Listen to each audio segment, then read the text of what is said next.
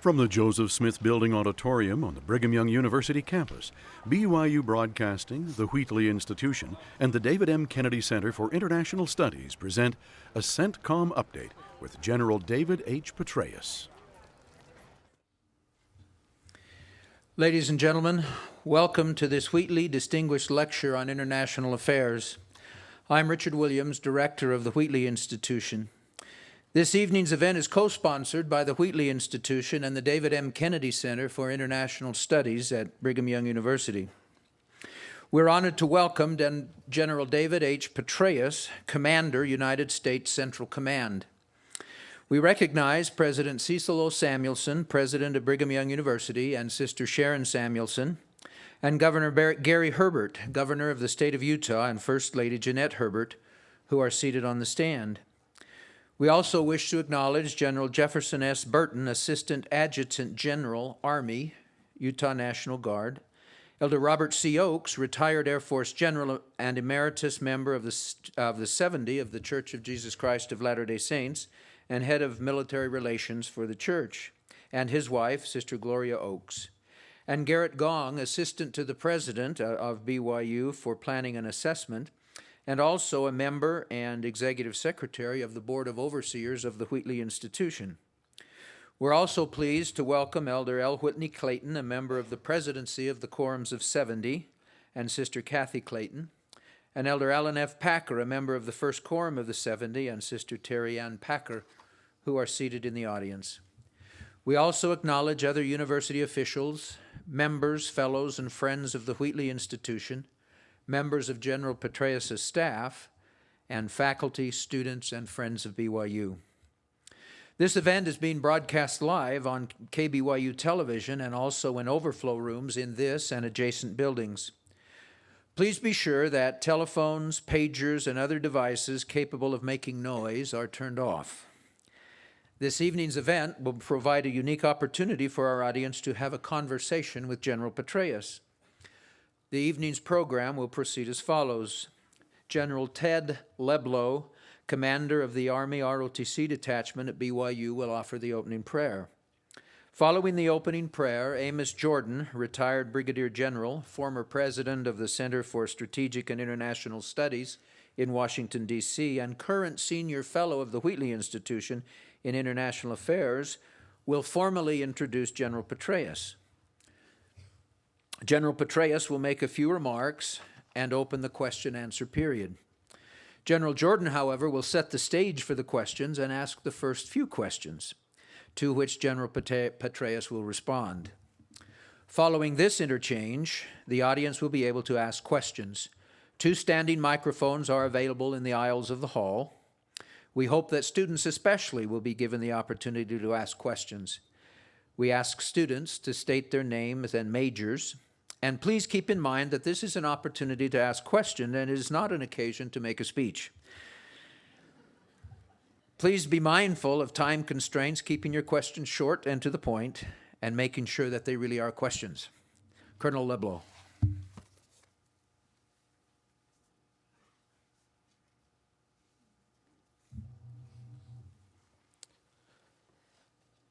Our dear Heavenly Father, we're so thankful for the opportunity to be here at this great institution this evening. We're so thankful for the opportunity to learn and grow and have speakers such as General Petraeus here at this institution. Heavenly Father, as we gather together tonight, we ask blessing on all of our soldiers, our sailors and airmen throughout the world that are deployed and away from their families. We ask that I would watch over them and allow them to return home to their families and their loved ones. We also ask for a blessing upon these families, that they may be comforted while their loved ones are serving this great nation and away from home.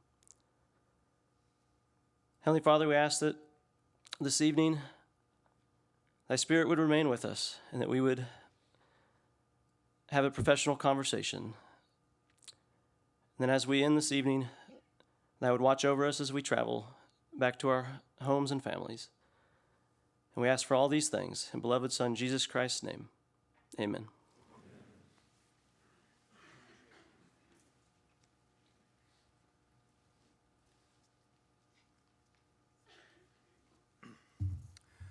General David Petraeus has had an extraordinary career. I think he's widely recognized as America's premier soldier. He began that career at the United States Military Academy, where he graduated in 1974 as a distinguished cadet in academics, athletics, and leadership. And from second lieutenant to CENTCOM commander, from platoon to 250,000 soldiers scattered across 20 countries, he has uniformly excelled. His assignments have included a number of opportunities to get a broader view of the military instrument and its place in American society.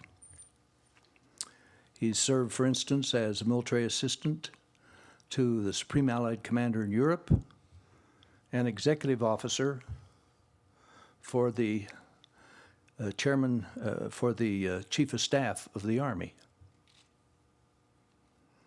He's also continued his education beyond West Point. He's attended the Command and General Staff College, where he graduated #1 in his class, and he acquired a master's and a PhD in international relations from Princeton University. He has also, and I shouldn't perhaps put this as an also because it's been central to his career, he has commanded an extraordinary number of units in very important responsibilities. Perhaps the highlight of these was when he was the commander of the 101st Airborne Division as it fought its way to Baghdad and then subsequently pacified Mosul, which is an area that has been under dispute between the Kurds and the Arabs with its rich oil revenues, and that's overlarded on top of the counterinsurgency or insurgency that you know about. His success in these challenging responsibilities, which included not only commanding the 101st, but being the general in charge of training the Afghan police and army, and then command of all the multilateral forces in Iraq, meant that he has served with great success at every level of command, up to 4-star Central Command. His extraordinary military career has led many to say that he's a talent for being in the right place at the right time, the right man. I suspect that it ought to be refined to that particular observation to say that he was there because he had a drive for excellence, a determination, and a fitness that made him the right man in the right place at the right time. Not since General Eisenhower has any American general enjoyed such high esteem and plaudits across the nation as has General Petraeus. And so it's a great pleasure for me to introduce a fellow graduate of the U.S. Military Academy, General David Petraeus.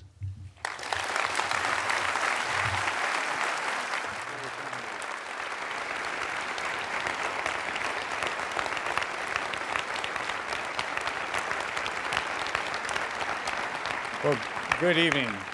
Good evening to you all. Thanks for that very warm welcome. Thanks for those very kind words, General Jordan, which mean even more coming from the individual who is the head of the Department of Social Services, indeed, or Social Sciences, indeed, when I was a cadet at West Point. You know what they say about one of those kind introductions, though. You know, I just wish my parents could have been here to hear it. My crusty old Dutch American sea captain father would have enjoyed it, but would have been a tad skeptical. My dear old mother would have loved every last word and believed every one of them too, so thank you very much. But I'd like to think I am at BYU at the right place, I'm here at the right place at the right time, and it is great to join you. We were on a TV timeout, by the way, before this. I didn't realize that as we came out here and sat for a moment or two. It's a little like it being at the football game, you know, and you're waiting for them to give you the signal that you can resume play. And I know I have to finish before Perry Mason comes on as well, so we'll try to keep this on time. But let me just actually turn again and thank General Jordan for his extraordinary contributions during a long career in uniform, which culminated, of course, with retirement as a brigadier general after serving for a number of years as this coveted position of head of the Department of Social Sciences, which I was privileged to teach in but could never aspire to be the head of. And then, of course, breathed enormous energy and life into one of Washington's most important think tanks, the Center for Strategic and International Studies. So thanks for all you've done, and I hope that you're enjoying seeing all those young cadets, a couple of us sort of make our way reasonably to the top. So we appreciate that. Mr. President, it's great to be here at BYU. It's a real thrill. I've never been here before. I understand that BYU just leapfrogged Harvard to #1 in U.S. News and World Report's ranking of most popular national universities. I congratulate you on that. There may be a little bit of license that we're taking there. And someone asked me to suggest what the ratings could be if BYU students had a spring break.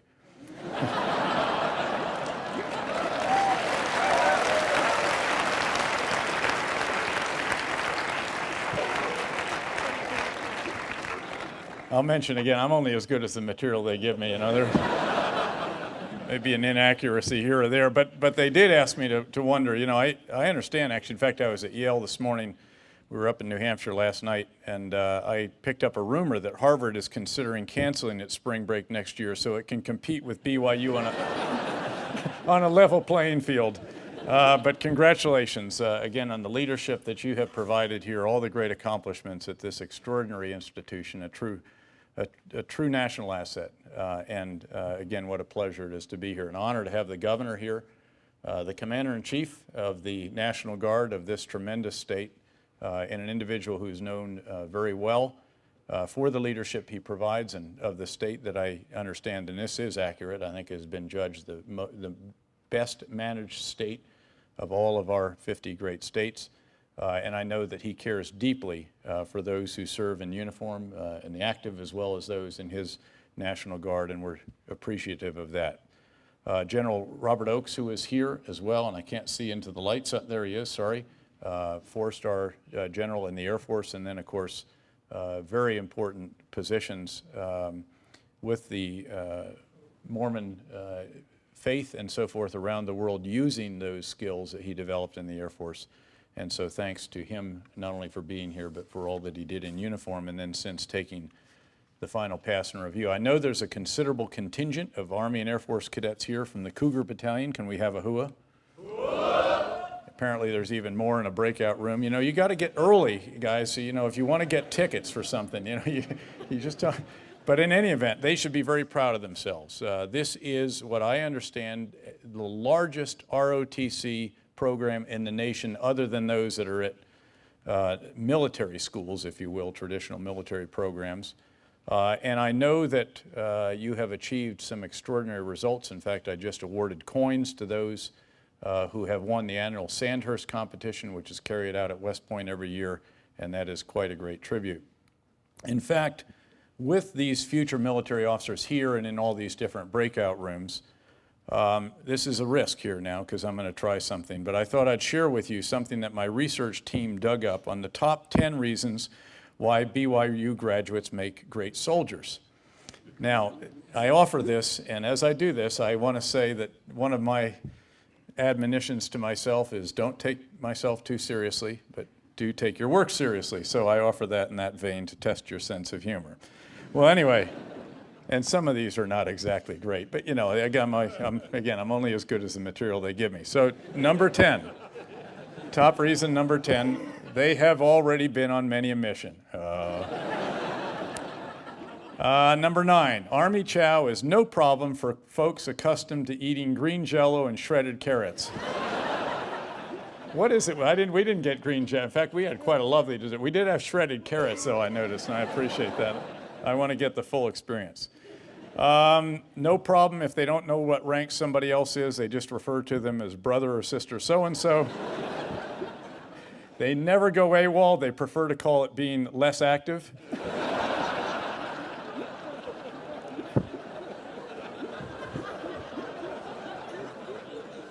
I am very relieved, actually. I was reading these in the plane on the way here, and Number 6, they will seize any objective swiftly if you tell them refreshments will be served afterwards. We gave a Snickers bar to some folks that were sitting in the hallway over the way over. We might want to. Number 5, they know how to make things happen. In fact, if you ever need a base built quickly in a barren wasteland, you have only to stride out to where you want them to start, plant your walking staff in the ground, and say with a loud voice, "This is the place."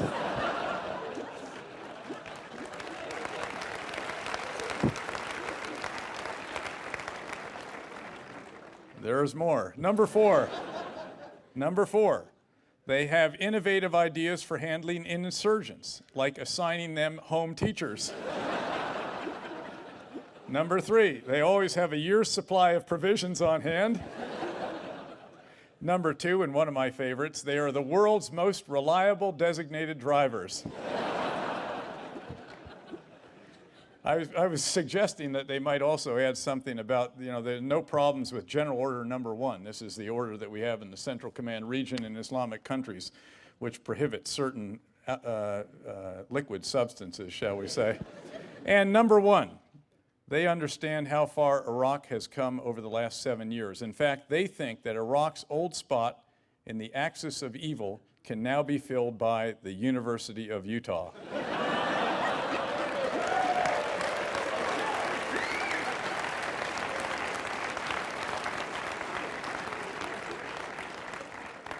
Well, again, thanks for working with me there. The speechwriters are breathing a big sigh of relief back there, I can assure you.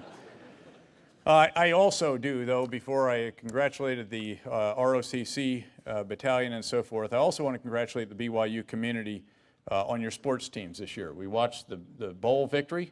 I understand your football team is back to winning 11 games a year, and you've had some impressive top 25 rankings. We were rooting big time for the basketball team. They had a tremendous season, and candidly, we wished it was still ongoing, but I know they had an extraordinary performance, and we congratulate them on getting as far as they did as well. Well, okay, we've done the don't take yourself too seriously part, and now I want to get serious about what it is that we do out in the Central Command region, where I am privileged to command some 210,000 plus soldiers, sailors, airmen, Marines, and Coast Guardsmen, some tens of thousands of Defense Department civilians, and to work with some extraordinary members of the U.S. diplomatic community, partner nations, and others from our interagency. Tonight is what it is billed as. It is a conversation, and we enjoy these because we'll go where you want to go. I'll give a couple of just real introductory slides. I should remind you that it is the inalienable right of all 4-star Army generals to use PowerPoint slides in exercising our freedom of expression. There's a little asterisk on the First Amendment. If you read it closely, it's down there. And to use a laser pointer in communicating. So I'm going to start out with just a couple of slides that set the scene, if you will. Then I'll turn to General Jordan, let him ask the first question or two, and then we'll open it up to the audience. So if I could have the next slide, please. And is the microphone on now? If you can turn, yep, you got the microphone on. Great. First, let me just remind you what Central Command is and where it fits in the grand scheme of things, because there are 6 of us, geographic combatant commanders, as we're called, and we divide the world up, if you will, as is shown right here. And you can see that Central Command is right here in the center. Of course, you always put yourself in the center of the slide. We need to adjust this a little, team. But, and it's these countries right here. Now, my staff would point out to you that we may be the smallest of the geographic combatant commands, but we're proud to have the most problems. So there you have it. That's where we fit into the scheme. And frankly, the rest of the military, in a sense, the military services and so forth, the Army, Navy, Air Force, Marines, Coast Guard, all provide forces to the 6 geographic combatant commanders. So do these others. The other 4 unified commanders, Special Operations Command provides special operators. This great command transports us around the world and so on. But those are the commands that employ and have the privilege of, again, overseeing our forces as they carry out operations on the ground around the world. Next slide. Let me just be sure that you recall that, again, with the onset of African Command, which came into being in 1 October of 2008, we divested ourselves of the Horn of Africa. But Central Command, again, 20 countries from Egypt in the west to Pakistan in the east, Kazakhstan in the north, down to Yemen, and also the waters off Somalia. We wanted to be sure that we didn't give up Johnny Depp and the pirates out there. Now, this is a region that you all know well. It's a region of extraordinary contrast. It's a region of many religions, ethnic groups. There are numerous fault lines that run through it, sectarian fault lines, ethnic fault lines, various languages, all kinds of forms of government, from ones that are very well developed to ones that are very challenged. It's a region of the haves and the have-nots. There are incredible contrasts between several countries that are among the poorest in the world and then others that are the richest, literally, one that has a per capita income of $100,000 per year. It is an area that is rich in natural energy resources, something like somewhere around 55–60% of the world's oil, nearly half of the world's natural gas, but is poor in many respects in fresh water. Some exceptions, Iraq among them, but the rest generally do not have that. So it's an area with enormous blessings, but also enormous challenges. And you can see listed over here the kinds of operations that we are carrying out, because we are doing all of this. Our forces are. Obviously, there are terrorists out there, Al-Qaeda and other transnational extremist elements, in addition to the insurgencies that we're grappling with in places like Afghanistan, where we're conducting the counterinsurgency command. We are focused on Iran in terms of ensuring that the forces out there can defend themselves, can protect themselves, and ideally deter any untoward action. We do a great deal of building of partnerships. There's a regional security architecture that we are constantly developing, and it involves all kinds of cooperation with countries in that region, and we have numerous organizations out there among those 210,000 plus soldiers that indeed exist to do just that. We're obviously all about freedom of navigation. We have 3 of the world's most important checkpoints: Strait of Hormuz, Bab el-Mandeb, and the Suez Canal. And then out there, there's an awful lot of movement of illegal arms, illegal narcotics, and a variety of other substances that we're trying to get at. So that sets the table for what it is we do. And now I'm going to test my team in the booth wherever they are, because again, they don't know where the conversation's going either, but they got a deck of about 100 slides back there. And I'd like to go to the big idea slide, the one that's right before the final slide in this particular set of briefings, because I do want to offer one last comment here before we go into the questions. This came out of the strategic assessment, and it has the insight that it takes more to deal with counterterrorism than just counter-terrorist forces. That seems a little bit strange, that countering terrorism requires more than Delta Force and SEAL Team 6 and 22 SAS, but it is a fact. In truth, if we think more in terms of dealing with an insurgency and therefore having a whole of governments approach, so this is not just counter-terrorist forces, it's not even just conventional military forces or host nation forces. This is about much more than that. It's about civilian endeavors. It's about getting at the reasons that particular populations or subsets of populations might be given to join extremist elements, why the conditions might prompt that, the lack of adequate services, education, opportunity, and all the rest of that. So you have to attack all of that. And typically there's something connected with detention and rehabilitation of those who are caught up in those systems, and you have to work it regionally, and it requires as many partners as you can get, and so forth. So that is, if you will, the way that we have tried to describe the intellectual approach that we are taking to the problems out in this area. This is what we did in Iraq, for what it's worth. We did not approach that just as counterterrorism by any means. In fact, you cannot kill or capture your way out of an industrial strength insurgency such as we faced there. And so with that big idea out there that came out of the strategic assessment that we did when I took command of Central Command, I'd like to now offer General Jordan the opportunity to ask the first question and the second question, and then we'll turn it over to the audience if you want to start lining up. Thank you, David.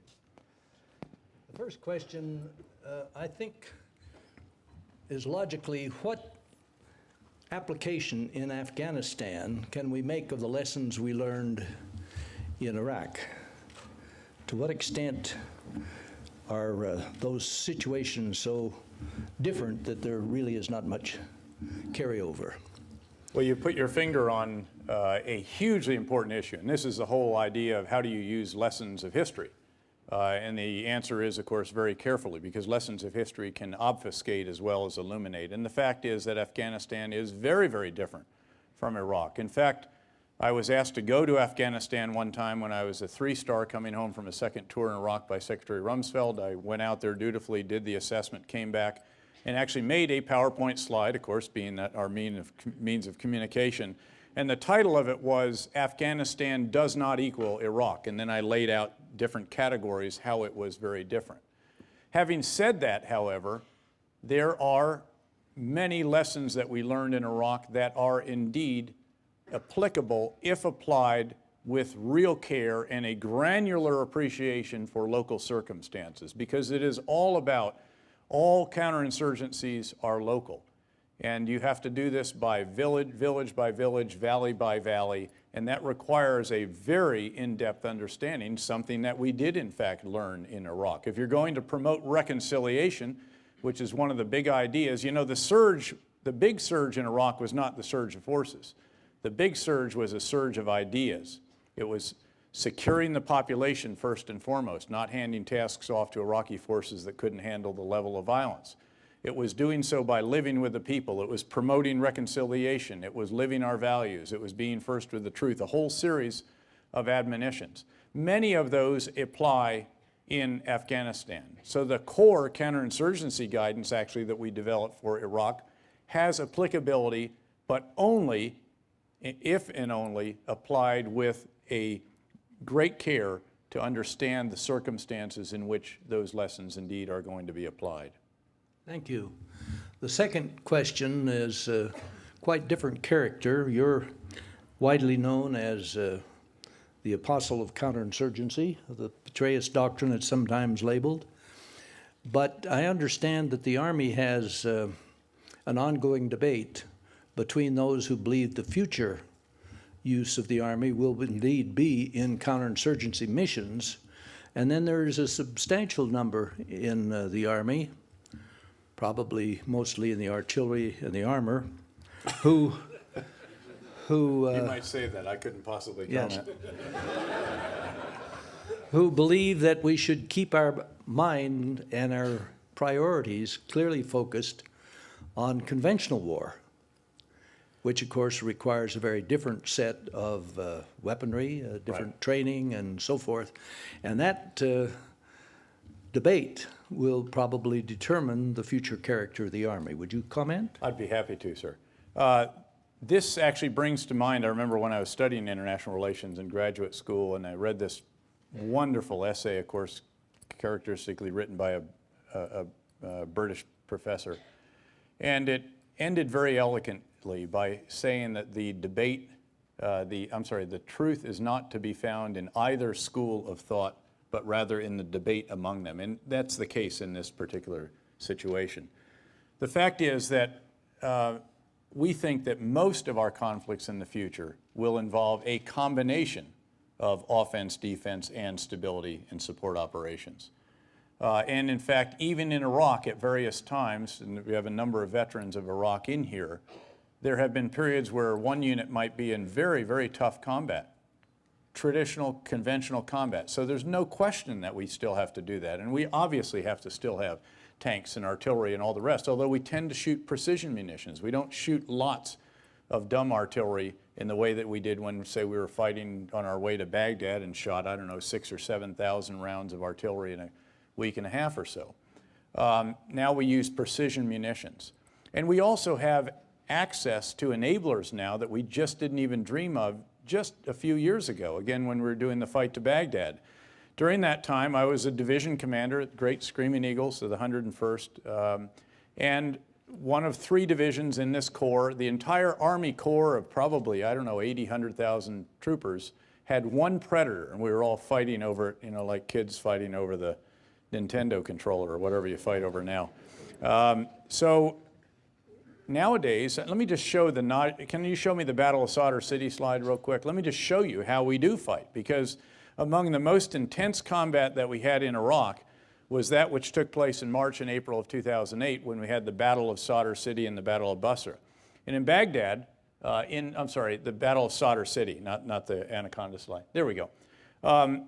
This is a case where one brigade commander was the ground force commander, the great Colonel John Hort of the 4th Infantry Division, and he had all the ground forces that we could possibly give him: tanks, Bradley fighting vehicles, strikers, dismounted infantry, Navy SEAL snipers, you name it. But over top of him, he had arrayed all of this. And what you can count here are 2 specialized Predators, 2 more conventional Predators. These are all unmanned aerial vehicle armed with special signals intelligence packages, 3 attack helicopter teams. This is all 24 hours a day, Air Force close air support, and then 6 more unmanned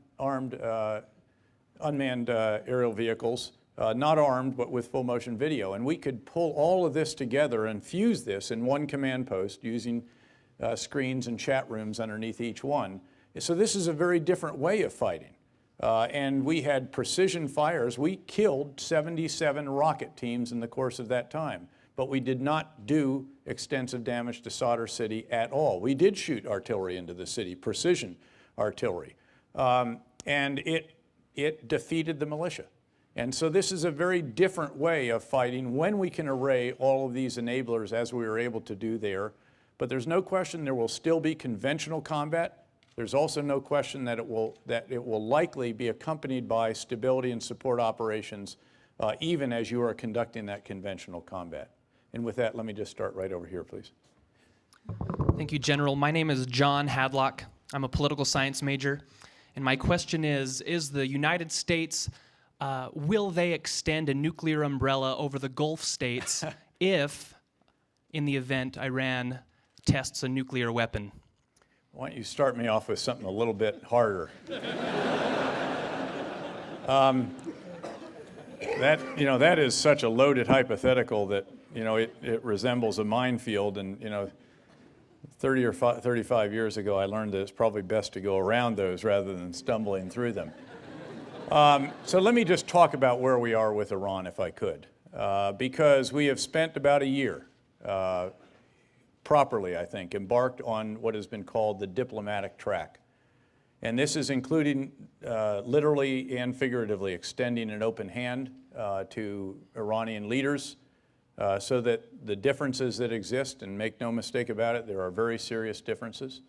Iran is a country that is arming, training, funding, and directing extremist militias and proxy elements in southern Iraq, in southern Lebanon, Lebanese Hezbollah, Gaza with Hamas, some of which, is led by a leader who denies the right or the existence of the Holocaust. Gives some pause when you realize that. And it carries out very provocative actions. There's also a modicum of assistance to the Taliban in Western Afghanistan. So this is what we confront, and is embarked on a nuclear program that many analysts assess to include all of the components required for the eventual decision to actually construct a nuclear weapon. The diplomatic track did not achieve resolution of these differences.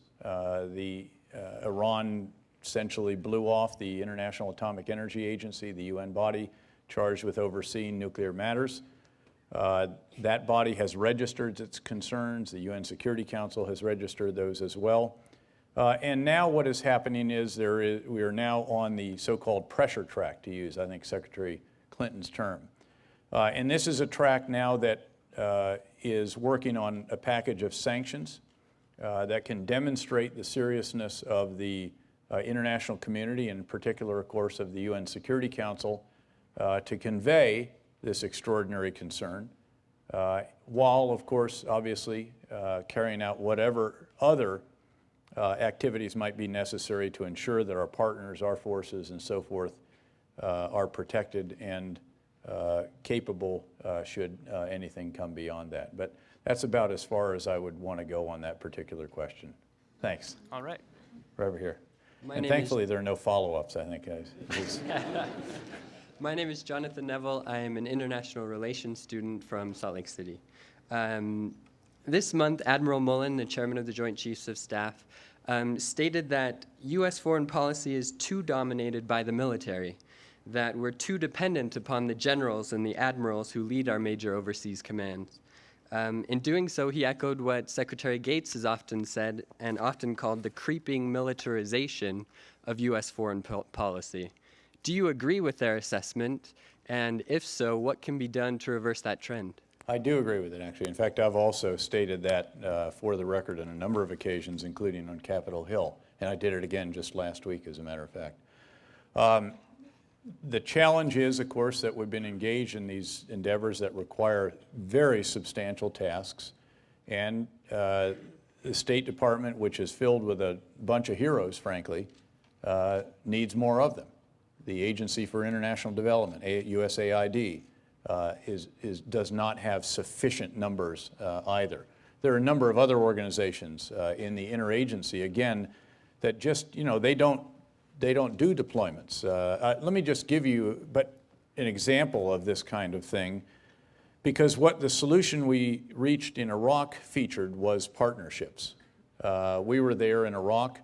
I remember I'd only recently taken over as the commander of Multinational Force Iraq. It was one of my second or third meetings with Prime Minister Maliki, one of the very few leaders I'd not gotten to know in earlier tours. And as I was leaving, he just offhand asked me if I'd be kind enough to detain his Deputy Minister of Health. And I thought that might be a mistranslation, so we asked that again. I'm just walking out of the room. He said, no, that's really what he wanted me to do. And, oh, by the way, detain the general who is in charge of the Facility Protection Security Forces of the Ministry of Health as well, some thousands of security forces. Now, I mentioned this. We did it, by the way. He asked us to do it, and we did it. They were in the grip of the militia, which gives you it's a commentary on the state of things at that particular time when we launched the surge.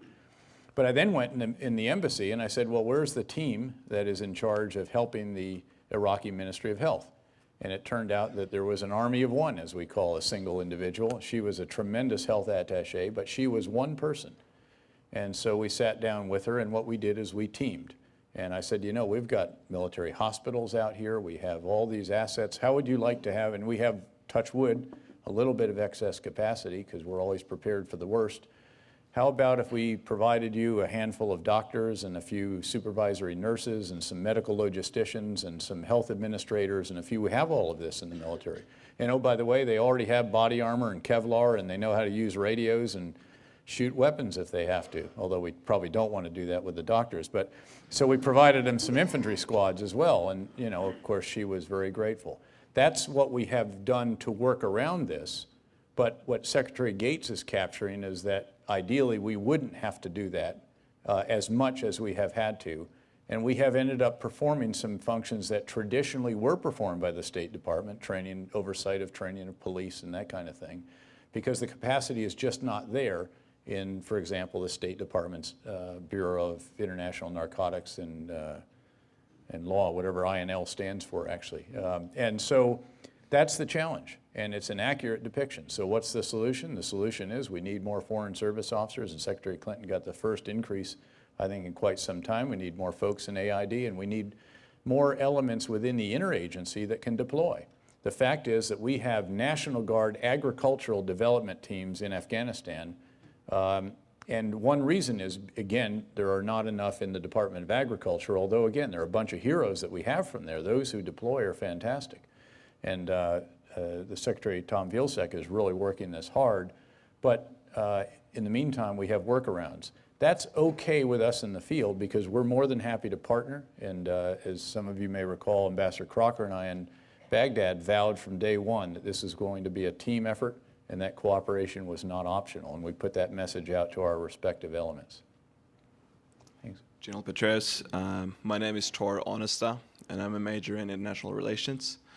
And as a Norwegian, I'm anxious to know what are your thoughts about the current division of Afghanistan among the members of the coalition, in which Norwegian and German troops serve in a relatively safe north, suffering few casualties, and in which Americans, Canadians, and Dutch and various other countries serve in the south, where it's much more dangerous. And what justifications do the various governments use to serve in the north? Well, first of all, it's not all that safe in Mazar-e-Sharif, and in fact, we're going to deploy some additional of our forces there, in addition to the Germans are also deploying additional forces. I think your country is as well, by the way. And there have been casualties there, tragically.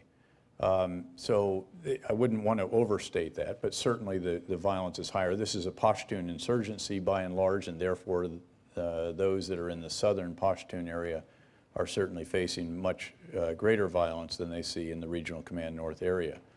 But again, some of this is the way it was divvied up, and once you've got infrastructure in and forces in and all the rest, that's where you tend to stay, because it costs a heck of a lot of money to move. But there are also caveats. I'm not familiar with, again, what the exact restrictions are, but many of the countries do have caveats. Welcome to our world. When I was the chief of operations for the stabilization force in Bosnia in 2001, I had a matrix on my desk that had the tasks down one side and the countries across the top, and it had an X in the box whether you could employ them on those particular tasks, and then it even broke it down by whether they could do those tasks in their own area, in their divisional area, and then countrywide. The truth is, you know, there's never been a commander in history, I don't suspect, who's ever had, you know, enough forces, enough money, enough partners, and enough authorities. And so but what you do is you obviously make recommendations, you provide your best military advice, and at the end of the day, you take those resources, those forces that are provided to you, and you use them in as skillful a manner as you possibly can to accomplish the mission that you're given. And there's a point at which you have to stop, in a sense, you know, we call it, you know, don't be a fine Chardonnay. That's a wine, by the way, for those who don't know it. But don't be a whiner, if you will. I mean, so, and that's what we have, you know, you conclude at a certain point that we are extraordinarily grateful to Norway and to Germany for the forces they provide and for the casualties they have taken. And then you get on with it and try to do the best you can to accomplish the mission. Thanks. General Petraeus, my name is Natalie Wyson. I'm a pre-law student from St. George. We know you're trying really hard to avoid civilian casualties right now. I'm wondering if you can really win a war that way and if it's going to cost more American lives. Well, you can and you have to. Again, you cannot have tactical successes that are strategic defeats. I mean, we had this situation in the spring and summer of last year in particular. I remember I'd get a report that would say, hey, this was a really good op. We killed, I don't know, 40, 50 Taliban. And then the next sentence would be, yeah, we also killed a couple dozen Afghans. But obviously we didn't mean it. I mean, it certainly wasn't the intent. They were caught in a crossfire or in a house that bomb was dropped on or something like this. And it almost cut the entire strategic knees out from under us. You cannot do that. So now, having said that, we will never, ever tie our soldiers' hands behind their backs. Those on the ground are Marines, are soldiers, the airmen on the ground, you have sailors on the ground.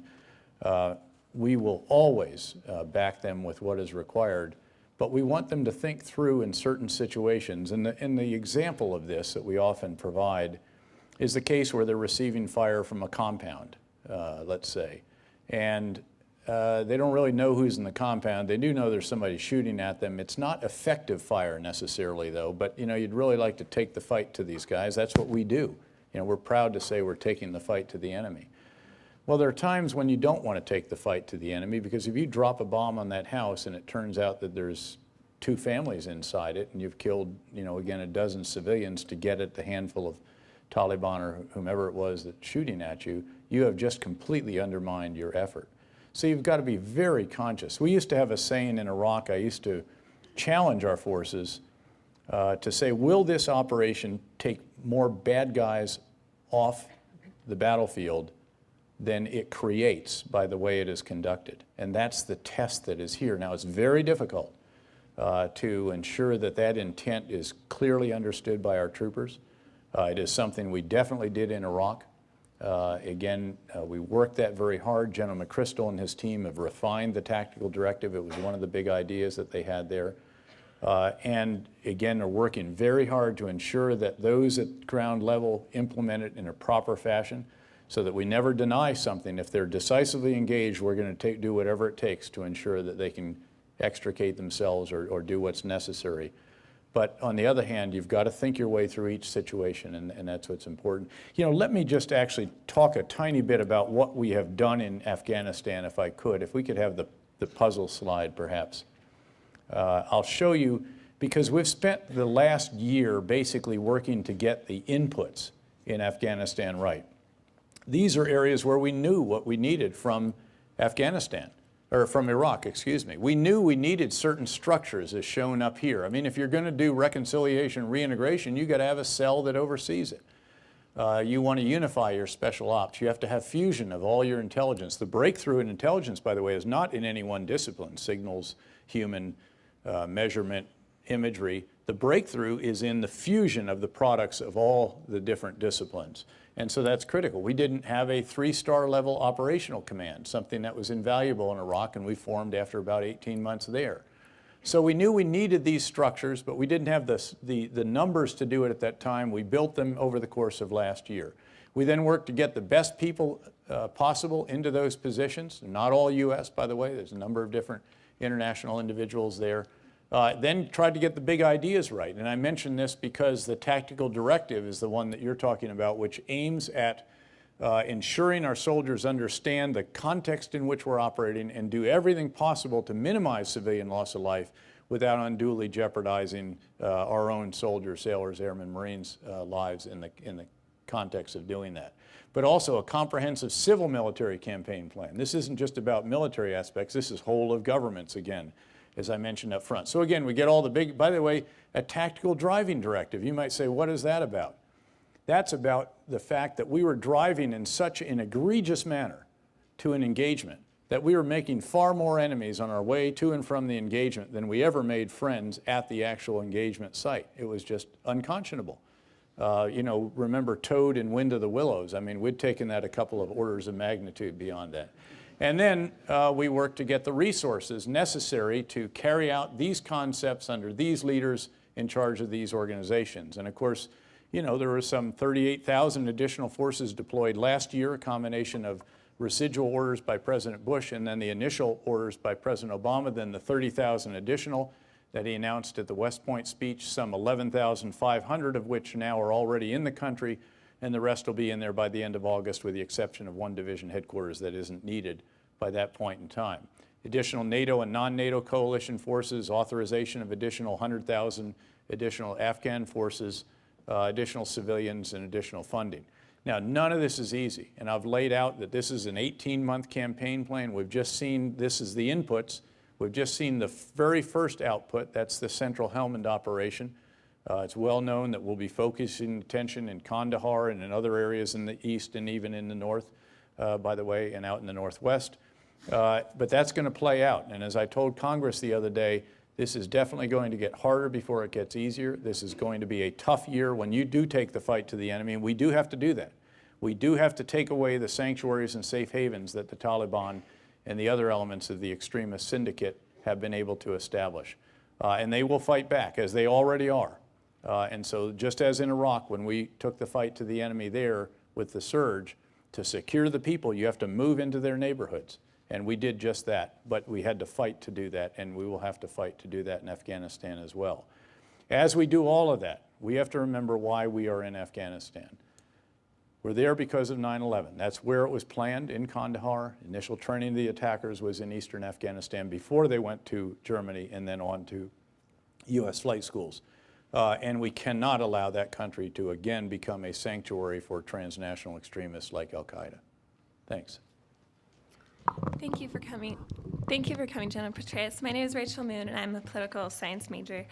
Considering that Iran has recently demonstrated it can enrich uranium to 20% and that it has launched living organisms into space, this suggests they may be able to produce longer-range missiles than we previously thought. Do you think this suggests we need to reevaluate our strategy to take long-range BMD out of Eastern Europe? Actually, the strategy that was announced for Europe, in fact, is focused more on this threat than was the previous plan, and it gets it deployed there much sooner, as is the strategy for certain actions that are being pursued in the Gulf region. So in fact, it actually addresses this threat more quickly and more effectively than did the longer-term BMD threat that was being looked at there. So, thanks. Yes? General Petraeus, it's an honor. My name is Sean Henretta. I'm an international relations major. I'm from Columbus, Ohio. My question is regarding the counter-narcotics efforts in Afghanistan. Specifically, is the U.S. sending mixed signals to the Afghan population by allowing the opium and poppy production in the Helmand province and specifically in and around Marja to continue? And moreover, is the U.S. military sending mixed signals to Americans back home? We don't think so. We've thought pretty hard about this. And the fact is that the eradication campaign, which we are not doing at this point in time, was creating vastly more enemies than any benefits that it accrued. The idea should be not to go after the little guys. What you have to do with the little guys, the farmers in the fields, is provide them an alternate crop. And so indeed what we're going to do is after this particular harvest, we're going to fund seed, fertilizer, and so forth to grow alternative crops in that area and in other areas that we've been able to secure. And meanwhile, going after the big guys. This is an industry. This is an illegal narcotics industry that provides a vast amount of certain elements of the world's illegal narcotics. It's an area where all the countries in the region, by the way, including Iran, but the Central Asian states, Russia, China, all of them, all of us share an interest in combating the illegal narcotics trade and also, of course, extremism by and large. So that's the approach that we're going to take is not to, again, penalize the farmer right now. It is to help them plan for the fall planting season, which will be on us in about a month and a half or so. They'll start getting ready for that. And meanwhile, going after the big guys rather than denying, taking away the little guys' fruits of his labor, if you will. And so that's the approach. And we think it makes a great deal more sense, frankly, than the eradication programs that were being carried out before, which also, unfortunately, had become corrupt in certain ways. And that's a big challenge, needless to say, in Afghanistan is one of our efforts has to be to help the Afghans achieve legitimacy in the eyes of the people for their governance. And that has not been the case in many areas because of predatory practices and corruption. President Karzai is keenly aware of that. He is working to combat it, but it is a very, very tough conundrum for him. Thanks. Thank you again for coming. My name is Brooke Zollinger, and I'm an international relations student. The Islamist ruling party of Turkey wishes to change the constitution to eliminate the independence of the judiciary, and the military, who's been the traditional guardian of secularism in Turkey, has been shaken by arrests and reprisals from the government. What will be the ramifications for Turkey being a geostrategic partner for the United States with these recent events? I have to beg off a little bit on that one with respect. Turkey is not part of our area of responsibility. I mean, I follow that to a degree because we have access to certain bases there that provide transportation command footprint and so forth. We do have some intelligence sharing activities that CENTCOM is involved in, but I'm not riveted on the ongoing challenges, if you will, that are taking place there. And I do know enough, I would qualify slightly, I think, what it was that you inferred that the ruling party is trying to do. But by and large, again, I'll leave that to the commander of European Command, and I'll try to arrange him to come out here post-haste so he can answer that question. Thanks. Hi, my name is Jessica Hogstrom, and I'm a political science and economics major. And my question is, the U.S. military is hoping to co-opt moderate Taliban leaders into the Afghanistan government. What do the women and girls in Afghanistan think about this, and did the military or the Obama administration think to ask them about this? Yeah, in fact, there's absolutely every attempt to try to fracture, if you will, insurgencies. Because again, you can't capture your way out of a very substantial problem like this. So what you have to do is essentially what we did in Iraq. You have to promote reconciliation. In this case, at local and mid-level, it's termed reintegration of reconcilables in Afghanistan. And we've worked hard to try to understand which elements could be reconcilable.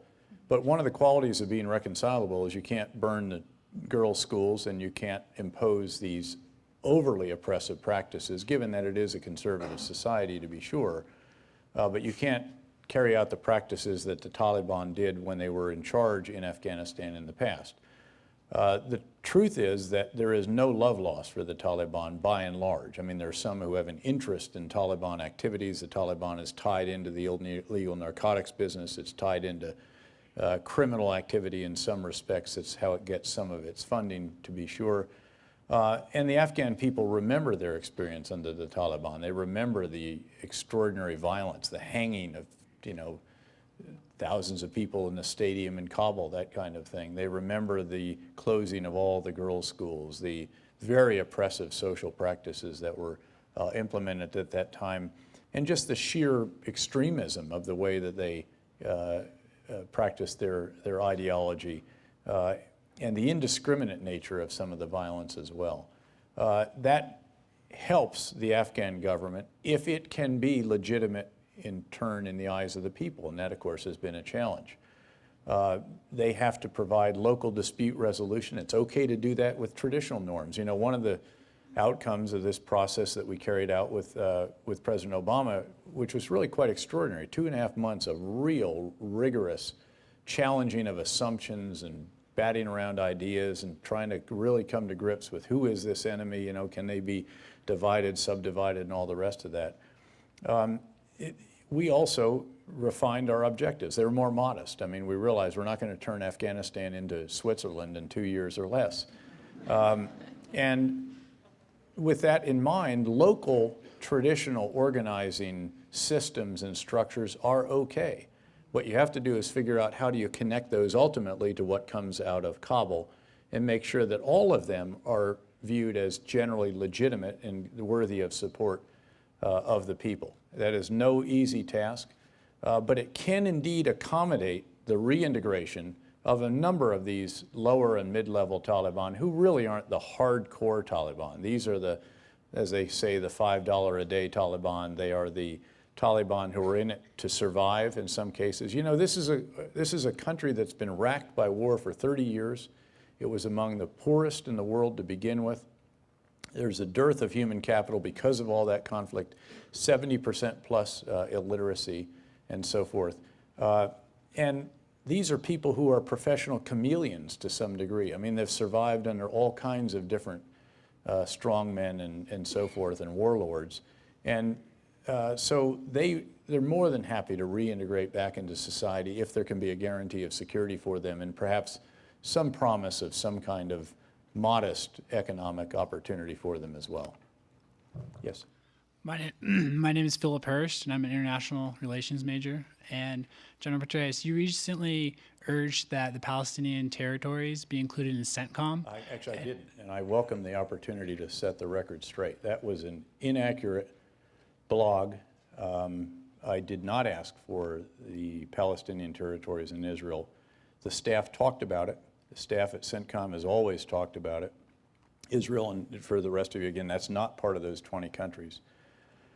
And we did consider it, but I did not ask for it. And my formal unified command plan submission did not include that, and I appreciate the opportunity to set the record straight, because it caused quite a buzz in the blog community. And then it was packaged with something else that was also equally incorrect, that I sent some kind of alert to the White House about this, which was also not correct. And so why wouldn't the Palestinian territories be included, in your opinion, with CENTCOM?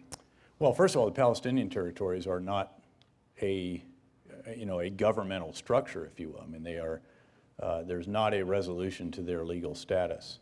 The reason I think that that particular area, Israel and West Bank and so forth, were carved out and kept in European command is because I think that, if you will, the founding fathers 30, 40 years ago, when they carved up and created Central Command during the final years of the Carter administration, I assume wanted to have CENTCOM focused on the Arab world largely, because originally we didn't have the Central Asian states either.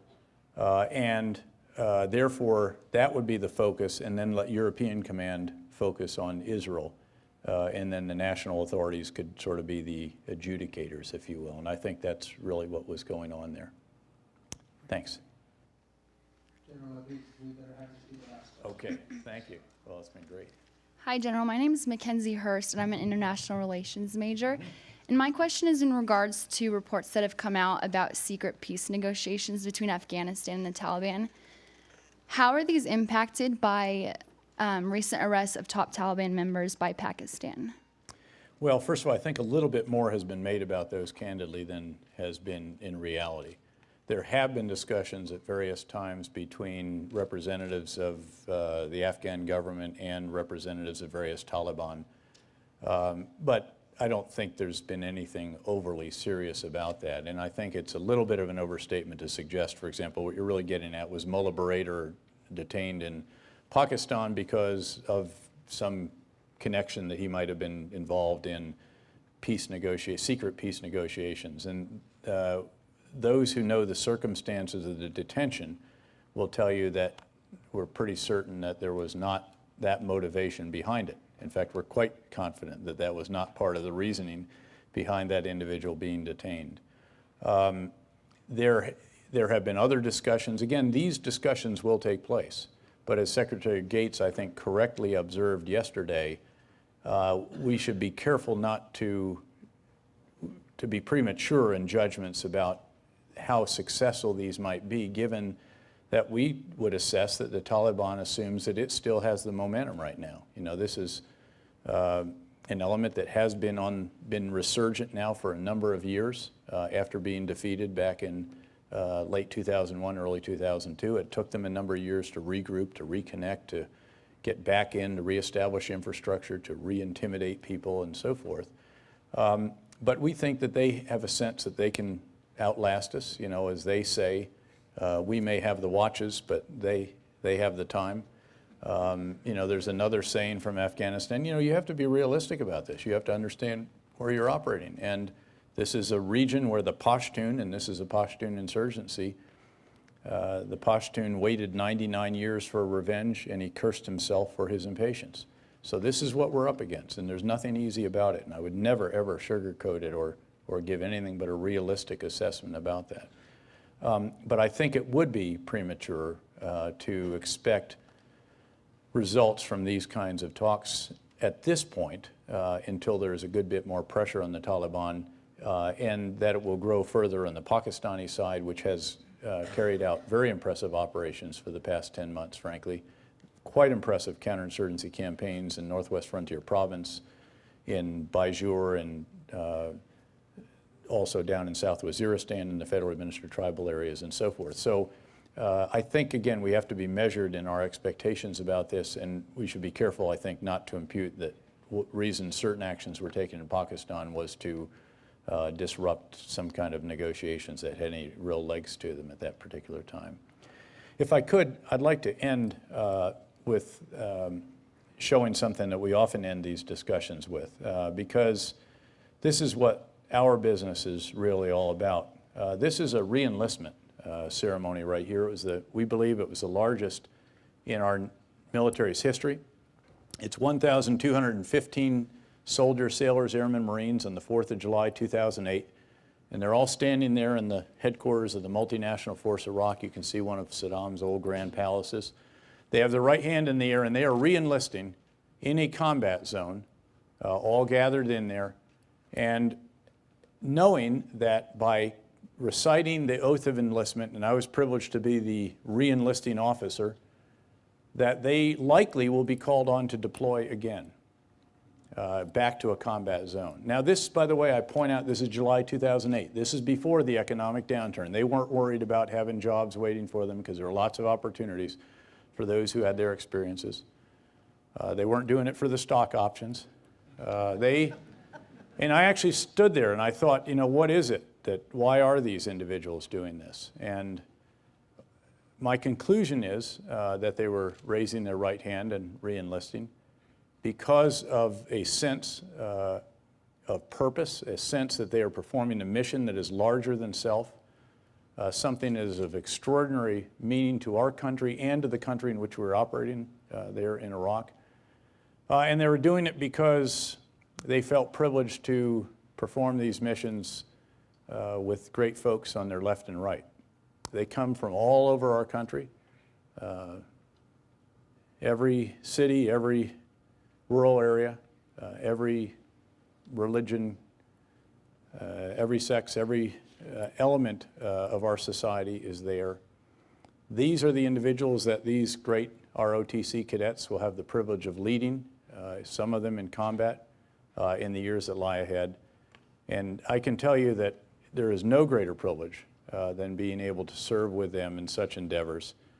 And I am here today as their representative, taking great pride in explaining what they have accomplished and what they are doing, and also on their behalf to say thank you to this community, which has been so supportive of its men and women in uniform and of their families who also make extraordinary sacrifices. Thank you very much.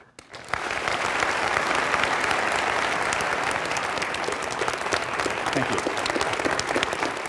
Thank you again very much. That's a 10 strike, Thank you. my friend. Oh, thanks very 10 much. strike. Thank you. Thanks. Thanks a lot.